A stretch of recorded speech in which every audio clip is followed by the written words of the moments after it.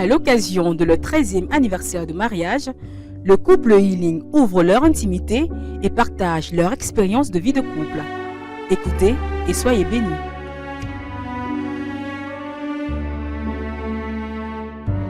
Je vous salue, espoir, au nom de Jésus. Là où il y a de l'espoir, il y a un avenir glorieux. Nous rendons grâce à Dieu pour ce jour. Nous sommes le couple Healing. Bienvenue chez nous. Nous venons rendre grâce à Dieu pour ces années qu'il a permis que nous nous rencontrons et que nous soyons ensemble jusqu'ici. Prophète Healing, parlez-nous de la genèse de votre rencontre avec votre épouse, le pasteur Shekina Healing.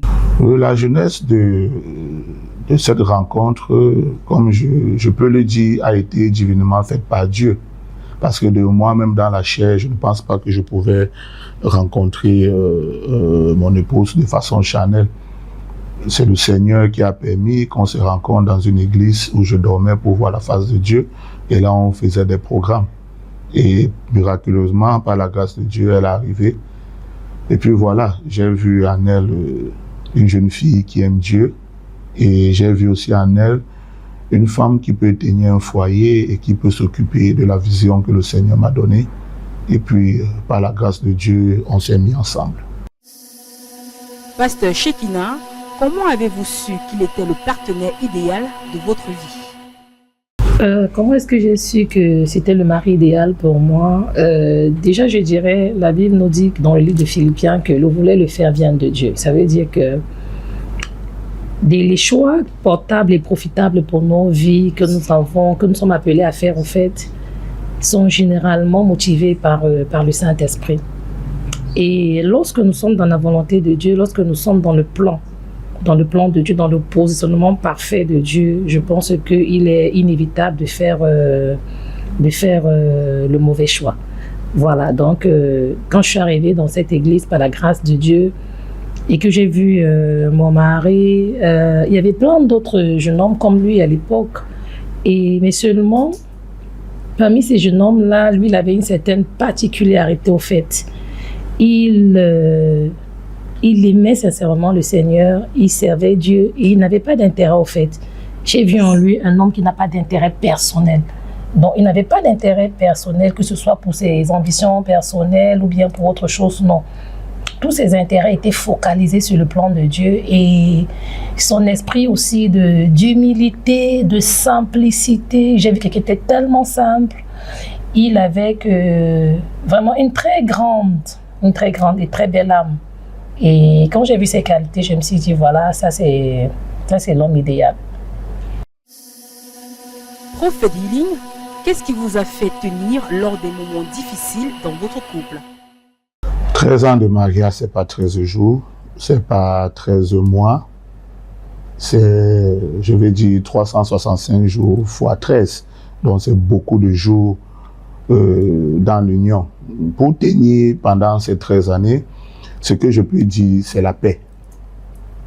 Celui qui recherche la paix pourra résister à toutes les difficultés qu'il rencontre. Et ce que je peux encore ajouter, on a le choix de chercher la raison ou de chercher la paix. Celui qui recherche la raison ne peut pas subsister dans les mauvais jours. Mais celui qui recherche la paix, je veux dire, brise la loi de la raison. Et regarde l'intérêt de tous, l'intérêt commun, la paix. Donc, c'est la paix qui nous permet de maintenir. Alors, tu as le choix de rechercher la raison ou la paix, mais je peux conseiller à quelqu'un la paix parce que c'est le choix que j'ai fait. Pasteur Shekina, quelles sont les clés qui consolident le couple? Pour moi, les clés qui consolident parfaitement la vie de couple, vu là où le Seigneur nous a pris jusqu'ici, je dirais que l'une des choses d'abord, comme mon époux vient de le dire, c'est la paix. La paix est profitable en toutes choses. C'est la paix, c'est l'humilité, c'est la patience, c'est la tolérance et par-dessus tout, c'est la communication, le dialogue.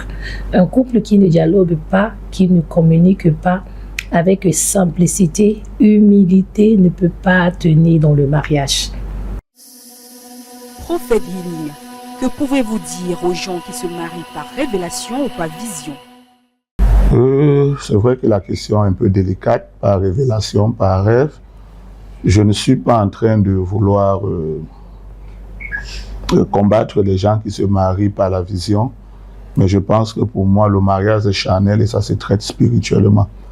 Et le mariage vient de Dieu. Ça veut dire, si ça vient de Dieu, nous devons être patients et attendre le temps de Dieu. La Bible dit, le Seigneur est le maître des temps et des circonstances. Celui qui est focalisé sur le Seigneur et qui aime Dieu par consécration et par amour saura le temps de Dieu et pourra faire le meilleur choix. Donc, s'il faut conclure, pour moi, le mariage, c'est le temps de Dieu. Le temps de Dieu amène la bonne personne et le temps de Dieu établit sa volonté. Prophète Healing, quelles sont les valeurs, les qualités d'une bonne épouse? Les qualités et les valeurs d'une bonne femme au foyer, la Bible nous parle de la femme vertueuse qui se lève tôt le matin, qui organise sa maison. Donc voilà les qualités que j'avais vues à mon épouse, le moment où je l'ai rencontrée, le moment où on s'est côtoyé. J'ai vu une personne qui savait entreprendre, une personne qui savait gérer, qui savait organiser, je vais dire qui avait la tête sur les épaules, qui ne se laissait pas manipuler par n'importe quoi, ou qui ne se laissait pas influencer, comme nous voyons la jeunesse aujourd'hui qui se laisse influencer et qui se laisse manipuler par beaucoup de choses qu'elle rencontre, qu'elle voit. J'ai vu une personne qui savait ce qu'elle voulait. Et ça m'a pris le temps de méditer et de beaucoup l'observer. Donc, ce sont ces différentes qualités qui m'ont attiré vers elle. C'est les différentes qualités qu'une femme doit avoir.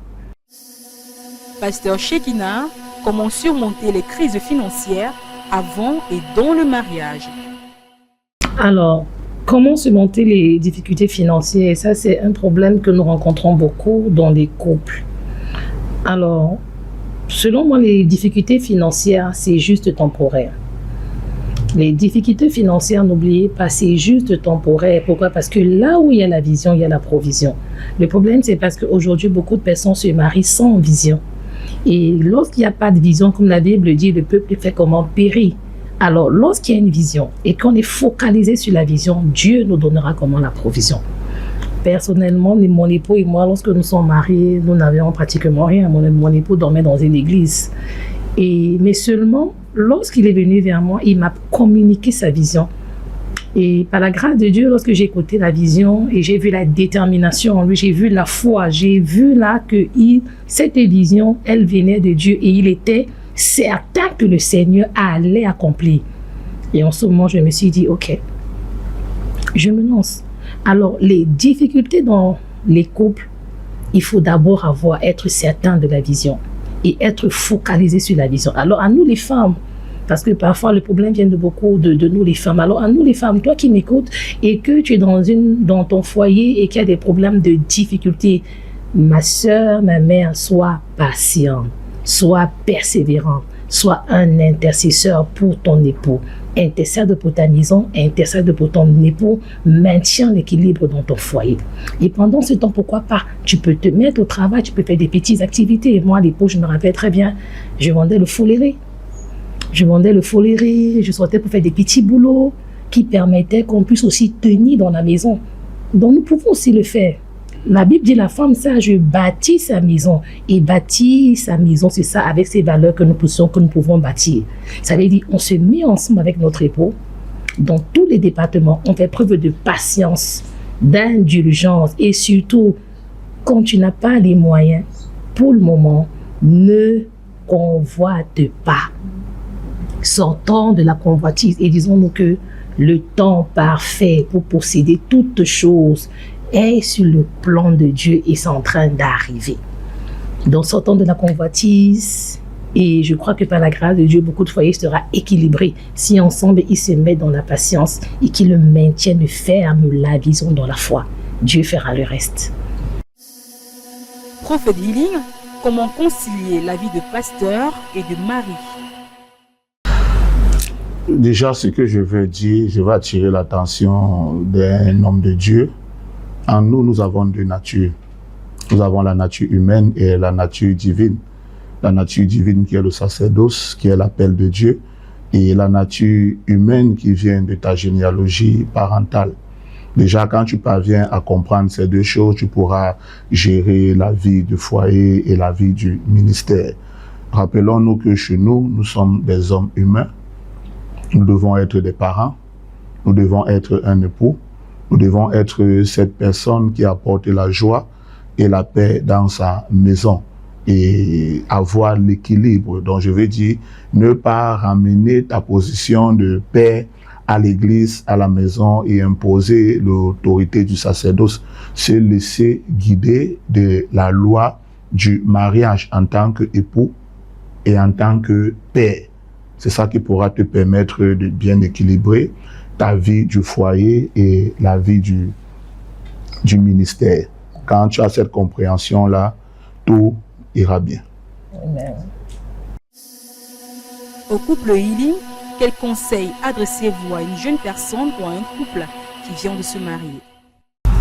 Le conseil que je peux donner à un jeune couple, rappelez-vous déjà, le mariage, c'est un voyage sans retour. Donc avant de s'aventurer dans cette vision, il faut avoir la connaissance de Dieu, il faut avoir la crainte de Dieu, il faut avoir l'amour, je veux dire les éléments qui peuvent vous permettre à rester stable dans tout ce que vous faites. Donc la première des choses, c'est la stabilité et qui vient de la crainte de Dieu. Donc jeunes mariés ou ceux qui veulent s'aventurer, aimez Dieu, craignez-le, n'ayez pas l'intérêt personnel, ne faites pas valoir votre connaissance ou votre raison ou votre ego. Ayez une simplicité de cœur et laissez-vous diriger par le leadership du Saint-Esprit et vous verrez, vous ferez un meilleur choix et un meilleur mariage. Alors, le conseil que je voudrais ce matin, par la grâce de Dieu, donner à un jeune couple, ou bien à toute personne qui veut s'engager sur ce chemin-là, il est important de comprendre que le mariage, c'est une alliance entre deux personnes. Une alliance, c'est un partenariat de paix, d'amour. Et pour que vous puissiez tenir parfaitement dans cette alliance, dans cette union-là, rappelez-vous toujours que la première alliance, c'est avec le Seigneur Jésus. Si vous maintenez votre alliance avec le Seigneur dans la crainte de Dieu, comme papa l'a dit, dans la sagesse, dans la consécration, je pense que avec l'aide du Saint-Esprit, vous pourrez tenir.